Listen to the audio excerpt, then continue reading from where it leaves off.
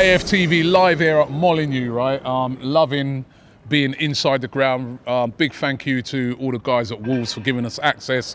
Of course, looking ahead to the game on Thursday night, Arsenal taking on Wolves. Massive, massive game. But you know what I wanted to do in this video was to take a look at a particular player that for me, right, this is his moment now. Aubameyang has left the club. One guy that I really want to see step up, and I think can step up. Eddie Nketiah? Well, he's one guy that I do want to see step up, Cecil. He's got to step up. But no, the person I'm thinking about is Nicolas Pepe. Nicolas Pepe, watched him at the African Cup of Nations for the Ivory Coast. He was excellent. He was actually the man for the team. It wasn't Zaha, actually, who you'd have thought maybe it might be a Zaha. Zaha didn't always play. Pepe's played every minute. Pepe was the go-to guy. He scored goals.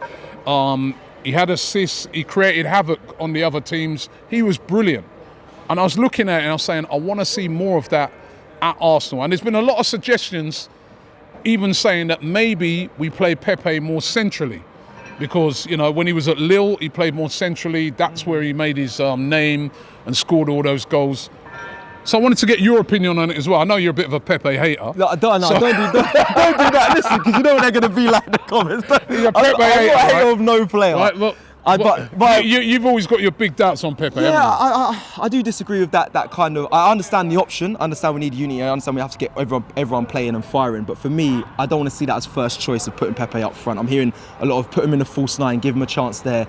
African Cup of Nations is what people keep talking about. But for me, Africa Cup of Nations, he did play on the right. Yeah. He played on the right predominantly, but he was interchanging more. He was coming central. I liked him in that position, and Nicolas Pepe scores goals. He does, Rob. But my counter here to this is that I think when he went away, won first for the African Cup of Nations, when you go away and play internationally as a player, you have the freedom to express yourself. The managers have a lot of time with the players, so they kind of give him a lot more freedom. Then when I've seen Pepe under Mikel Arteta seem stifled, not being able to take on players, have the right decisions, the right choices. His inconsistencies for Arsenal, for me, is where it lets me down. It lets me think that idea of putting him either in a false nine or back on the right or start him, that's where I kind of become disinterested to that idea, because he hasn't been consistent enough. And as a footballer, you've got to be consistent. Maybe this is the time, right? And maybe what you just suggested there, right, with the manager, maybe the manager needs to unleash him more. I do.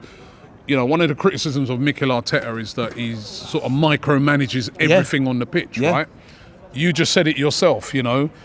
When it came to him playing the African Cup of Nations, he had that freedom to go and express himself. So why not at Arsenal now maybe say, right, Aubameyang's gone. We're going to give you the freedom to express yourself. You can interchange. You can, you know, whereas at the moment I do feel he's one of these players that's clamped a bit.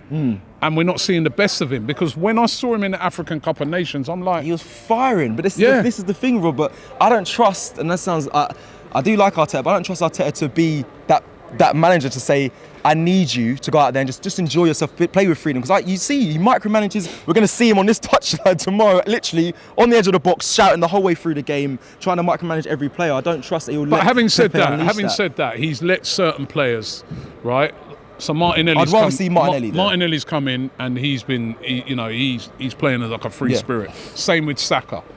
I'm saying do a similar thing with Pepe, and maybe he could, go in that role as a striker, because right now, right, we are lacking goals in the team. Yeah. If you look at Arsenal and you say who scores goals and who makes assists in the team, Nicolas Pepe is one of those players. Yeah. And if Aubameyang's gone, I want to see this guy feature a lot on a regular basis, really, from now till the end of the season. Yeah, I think Arteta's got to get the best out of Nicolas Pepe. That's the one thing he has to do. I remember the goal he scored against Wolves, actually puts it through the player's legs and wraps it in the bottom corner.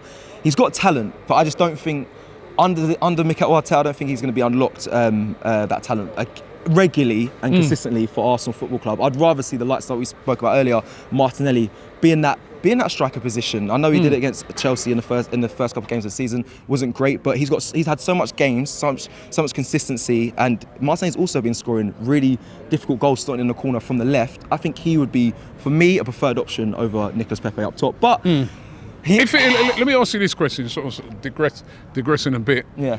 Out of the three, if Lacazette, say, off form or injured, out of these three then, who would you start up front? Martinelli, Eddie Nketiah, or Pepe? I'm going to stick to my guns. I'm going to go with Martinelli for me. Martinelli? I think he... I'll tell you what. Would you agree? I'd give a shout for Pepe. I'd give a shout for playing a full... I've been thinking about this from the other day, and I've been like, sometimes do you need to have an out-and-out striker? We're not City, you know.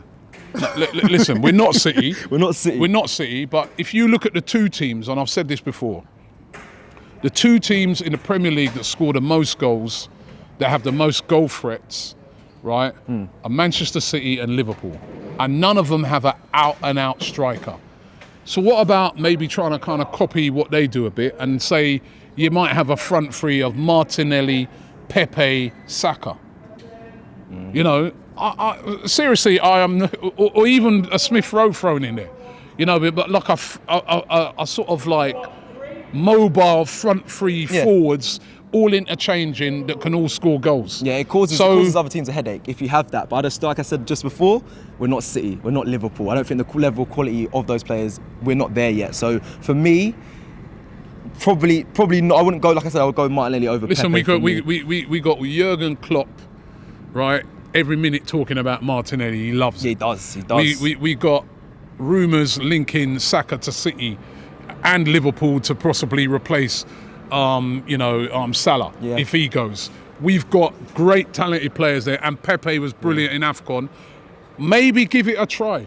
I would like to see that given a try in certain games, but listen, but I would like to see that given a try. I love that you said that quickly. I love that you said that. I'd love to see that given a try. I love to give the examples there, because obviously Man City as well, they're saying that Arteta, they would love to have him as manager after Pep as well, but a lot of things are said. But a lot of things are said. Well, listen, I want to put it out to you guys. What do you think? Is it time for Nicolas Pepe?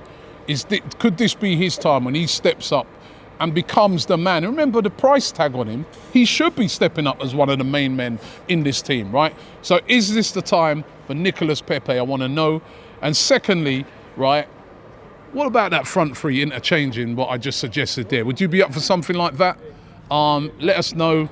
And also, is Cecil a Pepe hater? No, I'm only joking. I'm only joking. But listen, thanks very much once again to the guys at Wolves for giving us access to the stadium. Looking forward to the game. Make sure you check out AFTV. We're going to be all over it. Back in London in the studio, of course, with a big watch along. And also here at Molineux, we'll be chatting to the fans before and after the game. So make sure you check it out here. Come on, Arsenal. This is a huge game. Come on. Need to win this.